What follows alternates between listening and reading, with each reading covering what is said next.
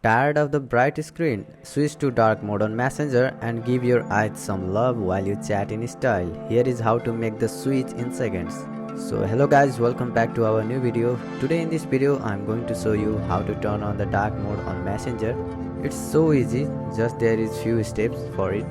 So let's start the video. Open the Messenger app first and you will be on the home page of Messenger. Now tap on the menu icon. Here you will see the several settings.